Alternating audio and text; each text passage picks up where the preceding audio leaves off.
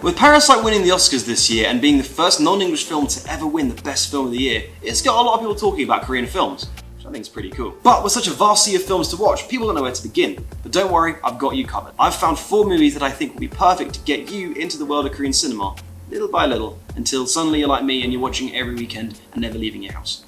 It's a problem. Also, quick note, the movies on this list aren't in any specific order. They're not best to worst or anything. They're all just 4 movies that I really love and I think will be perfect for different moods, different vibes, whatever you're feeling. Also, Parasite isn't going to be on this list because literally everyone's talking about Parasite and you've probably heard enough about it. Let's hear about some different films. So, with that being said, let's go!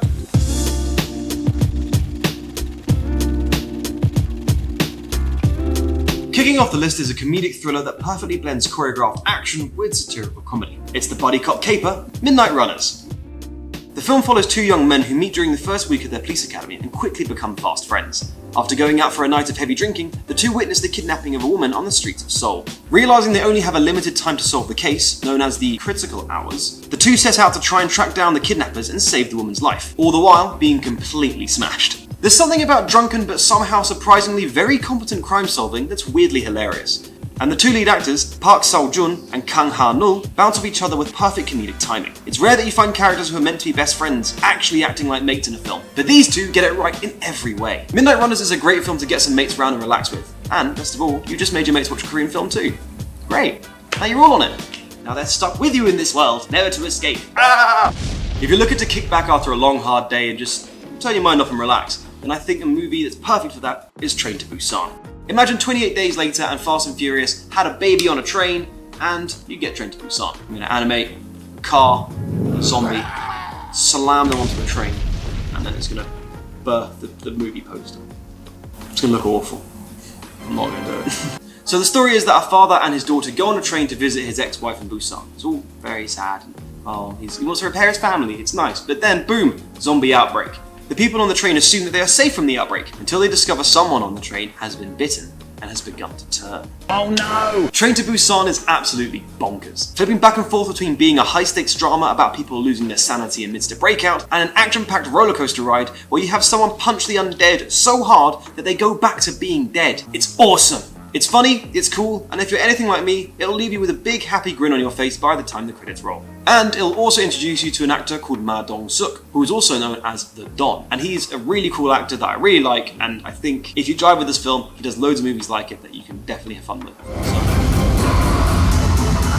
A massively popular genre in Korean cinema is the crime drama, and boy are there a lot of them. I guess there's something about solving crimes that we can all find entertaining. And they can be even more entertaining when they're based on real-life events. Which is why my next recommendation is another movie from the mad lad Bong Joon-ho, who made Parasite.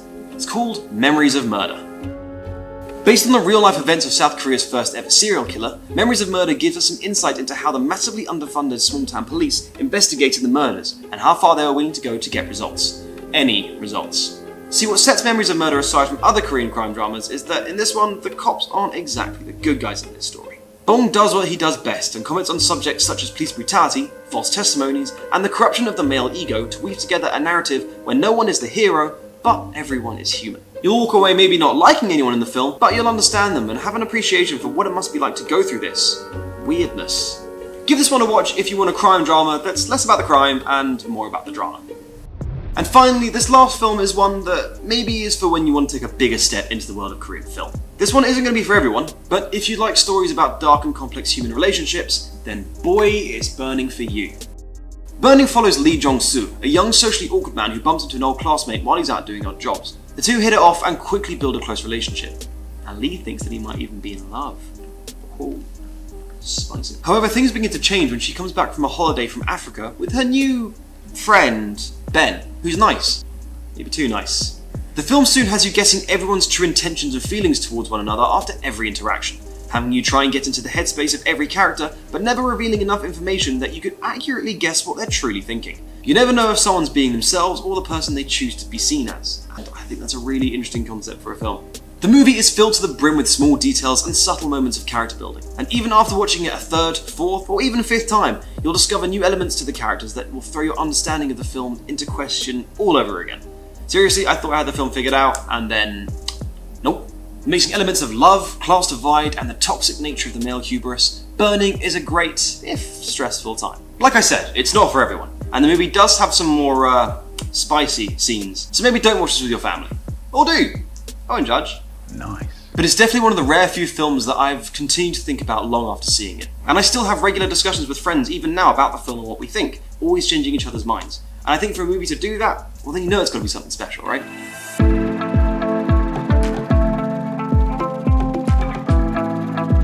So that was 4 Korean movies to help get you started in the world of Korean film. And I know there are hundreds more, probably some of your favourites that we've missed. So let us know some of your favourites in the comments down below. And while you're down there, don't forget to like, subscribe, do all that stuff that we know you want to do, you're going to do to help us, because we care. At the same time, did you watch any of the movies in this list? If you did, come back and let us know what you thought. I'd be curious to see if you think that these films are any good.